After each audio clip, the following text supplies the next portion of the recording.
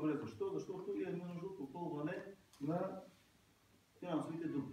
Другото, което е, тези имоти до ден днешен не са ползвани абсолютно от никога.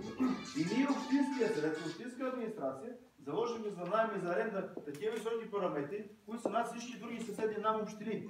Говориме Враца, говориме Бурва, говориме Хайредин, говориме след които има допирни точки, включително Монтана. Нашите наемници са най-високи и никой не идва. Прави се процедура и нито един животновъд не дойде да иска поне да вземе 1 квадратен метър. Защо? Защото му кажем, ние създаваме изкуствени условия да не може общината финансово да функционира. Това е. Сега, тук се водят тези, господин Доков е извадил от интернет, познава там, извадил си. Не е от интернет. Не е от интернет. Той е същия, това от Google. Вадят се тези снимки, същия там и при Лъчезар Лаков, така, вадят се неща. И се дава всеки договори, само да не се извърши никаква продажа.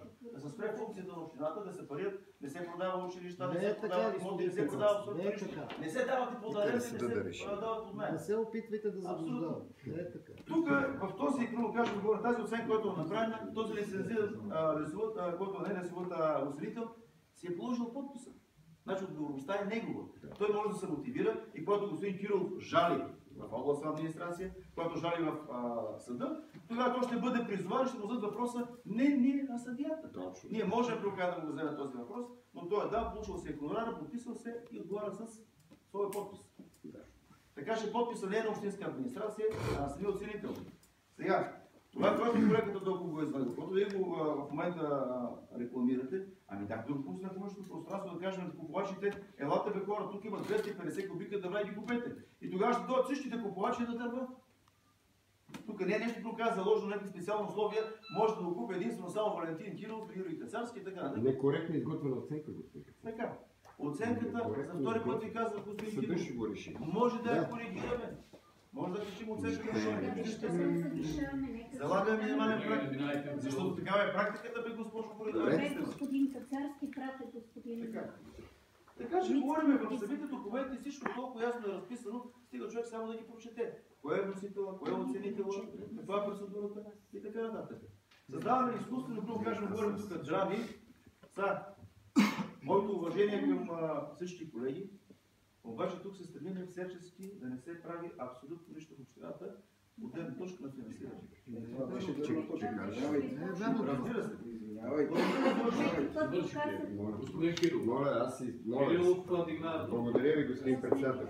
Значи, понеже господин Юрий Кацарски се опитва тук да внесе някакво съмнение, че те, видите ли, опозицията или БСП в частност, спират дейността на общината, спирайки продажбите или приходите, така да го наречем на общината. Ами, господин Кацарски, само по предходните точки на днешната сесия ние гласувахме 1 200 000 продажби за. Трите имота 1 милион, 2 лесор, 1 градешница и редица наеми за около 1 200 000 на днешната сесия. Ако ние така пречиме на приходите на общината, значи сте прав. Благодаря. Господин Кирилов, искам да му говоря за господин Кирилов, 1 200 000, да, съгласен съм. Но 8 милиона, които останаха, знаете, до 2010-2011 година, е много трудно да се покрие. Знаете колко имота са продадени тогава, аз съм бил общински съветник, участвал съм в това нещо. Имам поглед върху нещата, така че общината има нужда повече от 1 милион. Само дълговете към банката, които ви отпуснаха 4 милиона и половина, знаете, които бяха разплатени за една нощ, трябва да се покриват. Нямаме друг шанс. И ние отлагаме всяка година, и всяка година, и всяка година. Така че това, което ние говорим, не го ползваме. За нас това нещо ние не сме го ползвали колко години. Осъзнаването на общината. Някой да го почистил, да го поддържал. И тук говорим за НТП Ливада. Завърша, говорим също. Не говорят си, аз не ви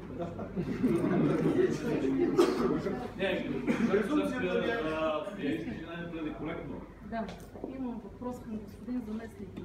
Ако може да ми отговори. Колко е валидността на една скица на поземлен имот? Редно ли е на Общинския съвет да се предлагат скици на поземлени имоти от 2006 година? Те са презаверени. Презаверявани. Презаверени. Те са презаверени. Понеже споменахте... Кмета искаше думата преди малко. Но сега, откакто Знаеш колко дърва сме си добили тук за общината? Винаги е било така. Радвам се, че имаме такива имоти. Нека си ги изрежем по законния начин, за да сте спокойни. Да. Това е правилният начин.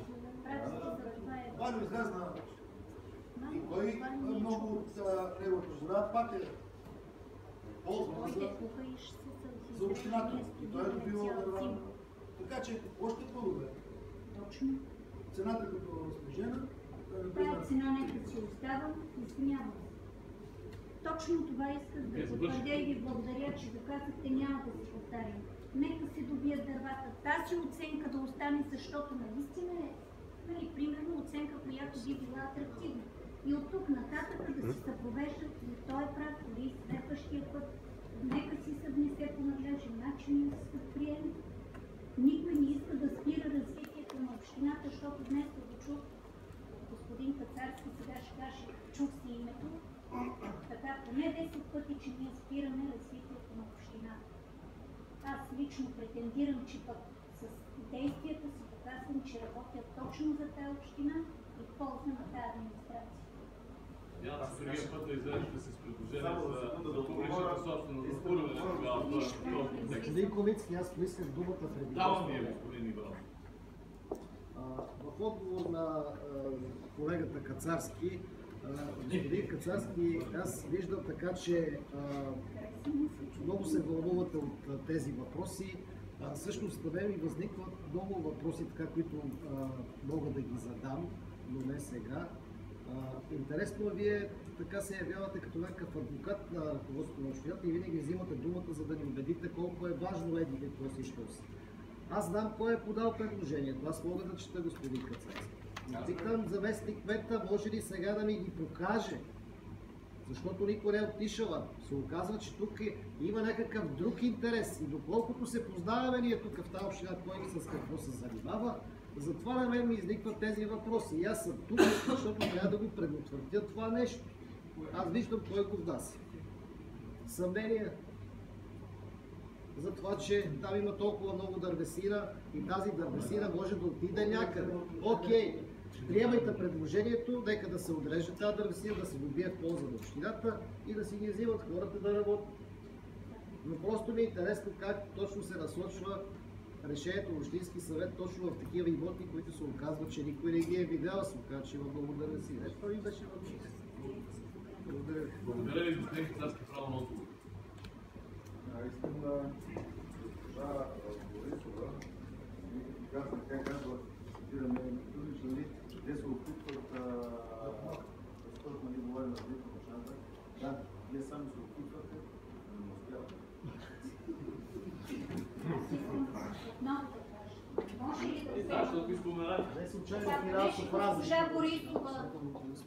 Госпожа Борисова, винаги думите й се тълкуват по този начин, повратно, господин Кацарски, или в случая, както го казахте, казах, че вие се опитвате да вмените, че ние постоянно пречим.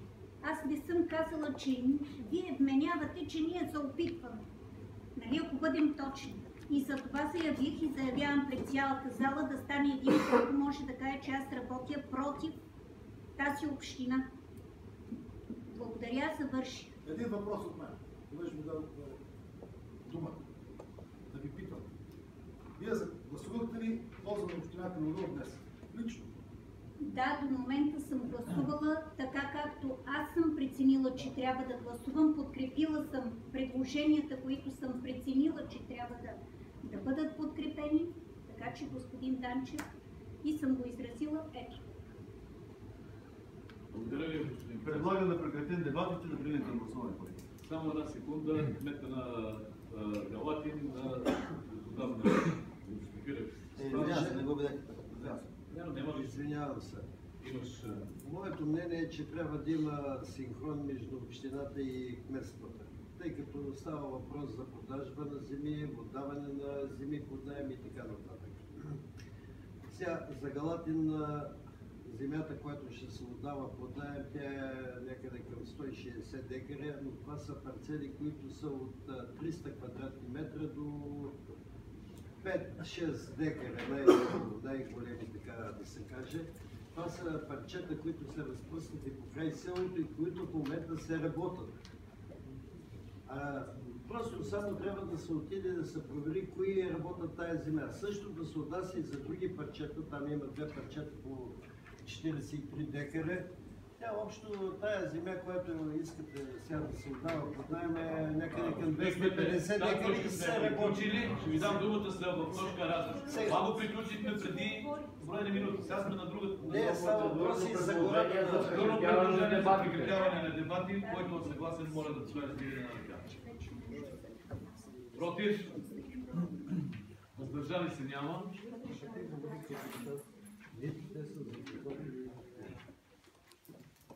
От 17 точка, 18, 19, до 24 това е материалът за подаване на Ивайло. Къде е Кирил? Минаваме към поименно гласуване. Господин Кацарски. Да. Само запитам, а Бог гласуваме всички точки или една по една? Кажете, че една по една, ако имате разлика от 17 до 20. Ако знаят всичките. Нали така приехме?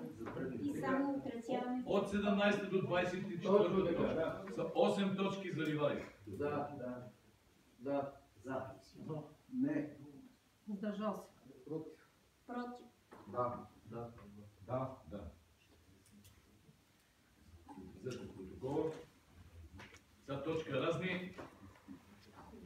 Господин Кметов, довършете си предложението, защото ние отдавна този материал за подаване под наем